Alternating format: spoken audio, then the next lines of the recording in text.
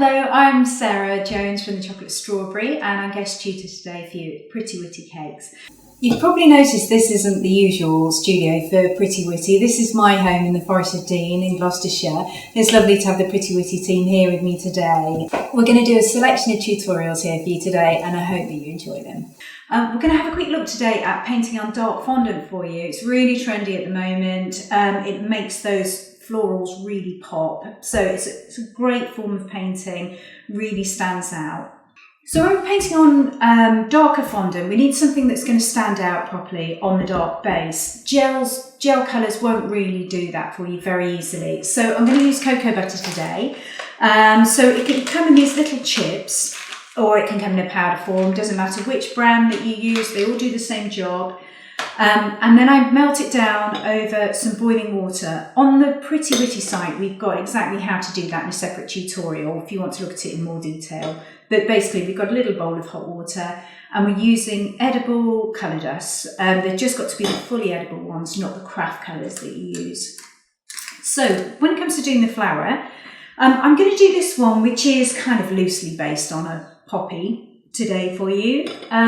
So I'm going to mix up some paint first. I take a little bit of my oil and I add into that some colour dust. So I've got white first and a tiny bit of the red. And with that, I'm going to make a pale pink. And I'm going to sort of mask out the shape of my flower. So I'm thinking about where the centre is going to be on it, which is going to be roughly around there. And I'm going to make some petals that are going to sit up at the higher petals, these ones up here. I'm going to do those first. As you can see, I'm just not really worried at all about how the paint goes down. I'm just masking out a shape at the moment to give me something to work to. And this nice pale base that we're putting down lets me see the work really, really easily. But it also, some of it will act as highlights later on in the painting. So I'm doing the top of the flower first. So I'm going to go for that sort of shape and I'll keep changing the shape of these petals around a little bit. Nothing's fixed with cocoa butter. You can paint straight over anything that you've put down originally, so there's no pressure to get it right first time. And then I'm going to do some base petals and these, I'm going to have them sort of swooping up and onto the flower. So they're going to be sort of shorter in depth than the ones that are up here. Those are going to be slightly longer.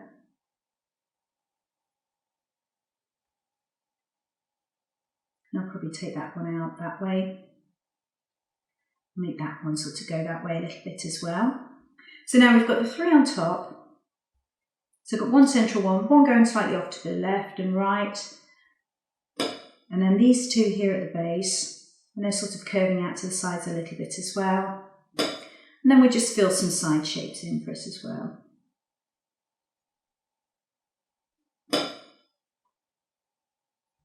So it's going to be as if these two base petals are wrapping over that side one.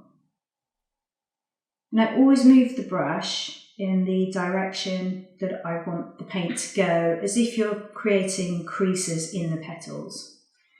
So that's my basic shape. And now I want to deepen it up. So I'm putting a lot more red into it. And I've got quite a fat square brush at the moment, but whatever brush you want to use, whatever you're comfortable with, you could use something smaller, that's fine. And I'm not completely covering every one of the paint strokes that I've put down before, but I'm putting in this deeper pink over the top.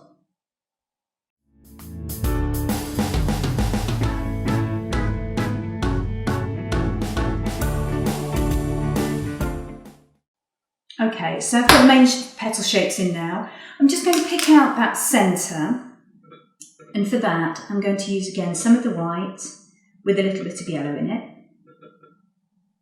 And just mark out where I want the centre of the flower to be. You can't just use the yellow on its own, it wouldn't be thick enough to sit on top of the white paint. To sit on top of the black fondant.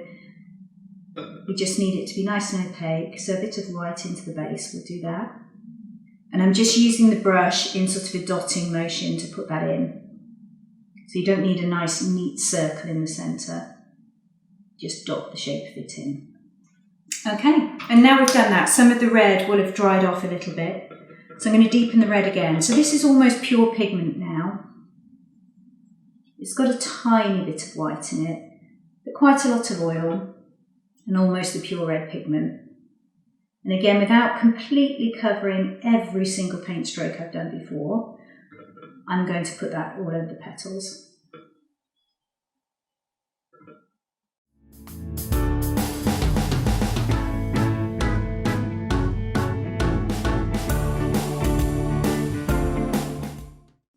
Okay, so that's another layer on. Now we're going to work in a bit finer detail. So this is a size 2 round-ended brush, and I'm going to go in with that. So I've got a little bit more control.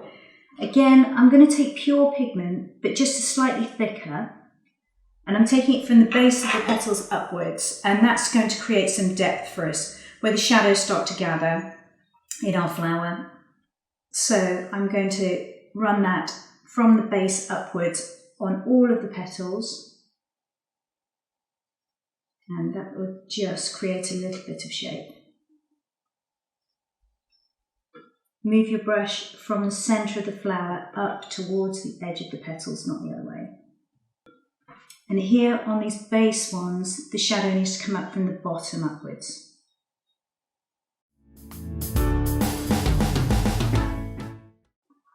What I find with students is when they're painting for the first time, they tend to keep all of their brush strokes the same length accidentally. Make sure you keep varying all of those brush strokes. We don't want to end up with a pale halo around all of the petals. We want it to just be varied colour falling through the petals as if light's falling through the petals. So keep varying the length of your strokes and just don't make it too uniform. Okay, so now we've got a decent sort of red flower there.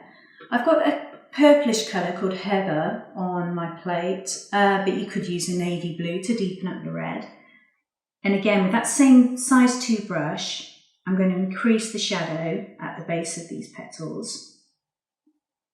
So it's a very light touch. And again, I'm going to do that everywhere.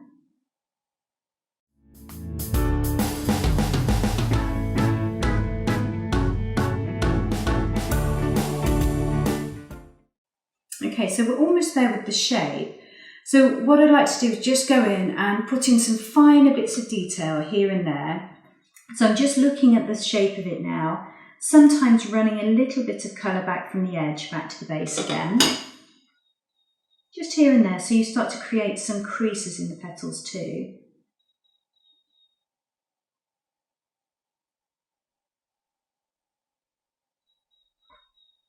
And once I've got to that stage, I just have another little look at the petal shapes and am I happy with everything? And I might change these a little bit. So I'm going back to the paint that had quite a lot of white in it. And it means I can put little points on petals, I can make them curl. I can change the shape a little bit here and there. And here, again, if there's any areas that don't look to have enough depth to you, you can put in much deeper paint. So this is the sort of burgundy colour, almost on its own now, virtually pure pigment, but it gives us some depth here. So for the centre, I'm going back to having quite a bit of white, my yellow. I'm going to deepen up my yellow slightly, and again, just keep dotting, just with the end of the brush. It's the same size brush, this is still the size 2, doesn't matter what size you use. And I'm dotting in the paint rather than painting it in to look as if we've got a bit of light going through the centre of it too. Just nice and delicate. Break up that edge.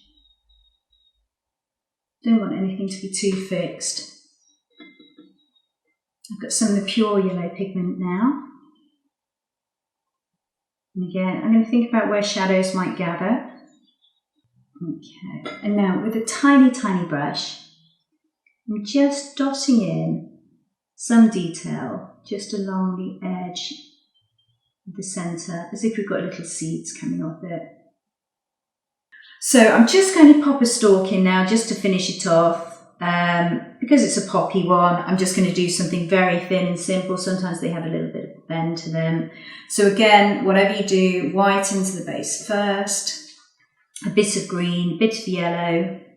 Try and make a colour that you're happy with. I find the colours that come automatically pre-mixed are pretty grim. They're never very nice greens. They're always sort of bright Disney greens. I tend to add bits of brown or red to it, just tone it down a little bit.